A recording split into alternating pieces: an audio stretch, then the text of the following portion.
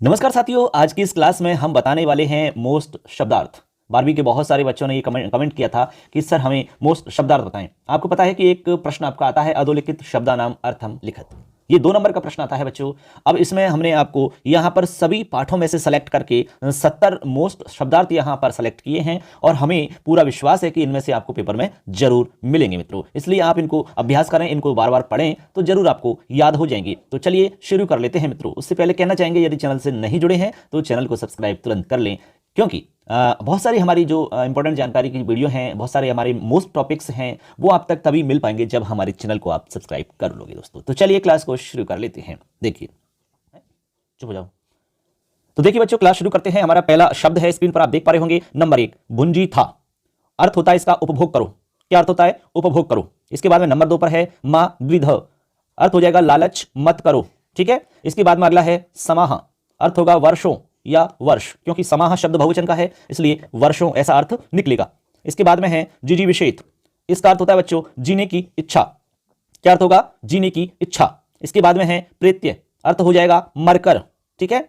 इसके बाद में हमारा मोस्ट शब्द है अनेजत। क्या है बच्चों? अनेजत। अर्थ हो जाएगा कंपन से रहित या कंपन रहित। अगला शब्द है हमारा मातरिश्वा। मातरिश्वा अर्थ हो जाएगा वायु। क्या अर्थ होगा बच्चों? वायु। इसके बाद में अगला शब्द है हमारा जवीय और अर्थ हो जाएगा तीव्र वेग वाला। क्या अर्थ होगा बच्चों? तीव्र वेग वाला। ठीक है। इस तरह से आप इनको बार बार सुनोगे, ठीक है, तो निश्चित रूप से आपको ये याद हो जाएंगे। इसके बाद में अगला है हमारा विचचक्षरे। अर्थ हो जाएगा व्याख्या की। क्या अर्थ होगा? व्याख्या की। अब चलते हैं अगले शब्द पर। अब देखिए बच्चों, अगला शब्द स्क्रीन पर आ गया 10 नंबर पे, अश्नुते।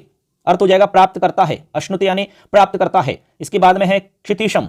क्षितिशम का अर्थ हो जाएगा राजा के पास। क्या अर्थ होगा? राजा के पास। इसके बाद में है प्रपेदे। प्रपेदे यानी पहुंचा। क्या अर्थ होगा? प्रपेदे यानी पहुंचा।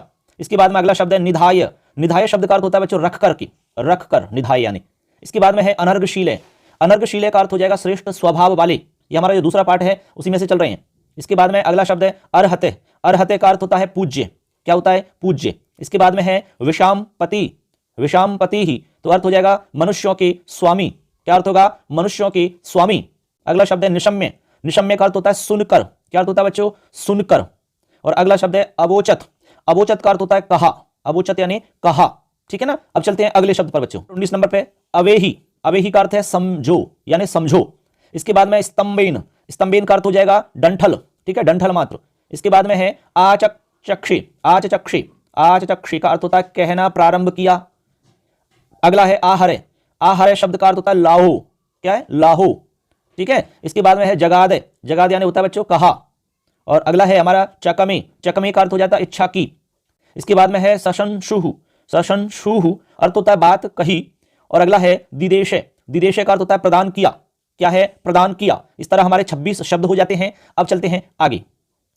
अगला शब्द बच्चों देखिए स्क्रीन पर 27 नंबर पे कोलाहल। कोलाहल का अर्थ होता है शोर या शोर शराबा। अगला है हमारा 28 नंबर पे दारक है। दारक यानी होता है बालक। ठीक है। इसके बाद में है परिलघुहु। परिलघुहु ये तीसरा पार्ट आ गया है। परिलघु का अर्थ होता है छोटा सा। क्या होता है? छोटा सा। इसके बाद में अगला है चिरम। चिरम का मतलब होता है बहुत देर तक। ठीक है ना। अगला है एही। एही यानी आओ। एही यानी आओ। फिर अगला है अजस्रम। अजस्रम का अर्थ होता है निरंतर या लगातार। ठीक है। जब कोई लगातार कार्य करता रहता है, कहते हैं लगातार पूंछ हिलती रहती है या जो भी, तो आपको पता होगा ये कहां पर प्रसंग आता है। अजस्रम यानी लगातार या निरंतर। इसके बाद में धुनोती। धुनोती यानी हिलाता है। किसको? पूंछ को। ठीक है। जब अश्व का वर्णन कर रहे हैं तब की बात है ये। तो तीसरे पार्ट का ही ये शब्द है। इसके बाद में है विप्रत्यय। इसका अर्थ होता है अविश्वास। ठीक है, अविश्वास। इसके बाद में है विभीषिका। विभीषिका इसका अर्थ हो जाएगा बच्चों भय या डर। क्या अर्थ हो जाएगा? भय या डर। अब चलते हैं अगले शब्द पर। अगला शब्द है बच्चों 36 नंबर पर दुर्दांत है। अर्थ हो जाएगा अजेय। ठीक है, ऐसे। इसके बाद में है युजस्व। युजस्व का अर्थ चेष्टा करो। ठीक है, युजस्व यानी चेष्टा करो। ये चौथा पार्ट शुरू हो चुका है हमारा। इसके बाद में है जहाती। जहाती का मतलब छोड़ देता है। अगला है विमत्सर है। विमत्सर का मतलब होता है ईर्ष्या से मुक्त, ईर्ष्या नहीं करना। इसके बाद में है चिकीर्षु। चिकीर्षु का अर्थ होता है करने का इच्छुक या करने की इच्छा, करने वाला। इसके बाद में आदिदेश है। आदिदेश का अर्थ होता है आदेश दिया।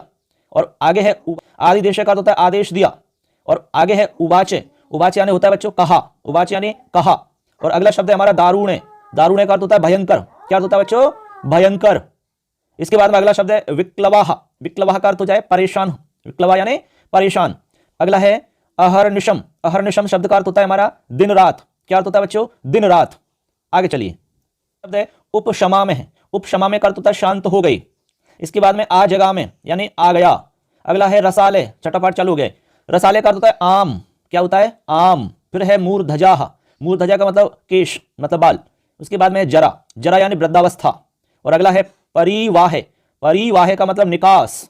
अगला शब्द है कलापी, कलापी यानी होता है मोर, क्या होता है बच्चों मोर।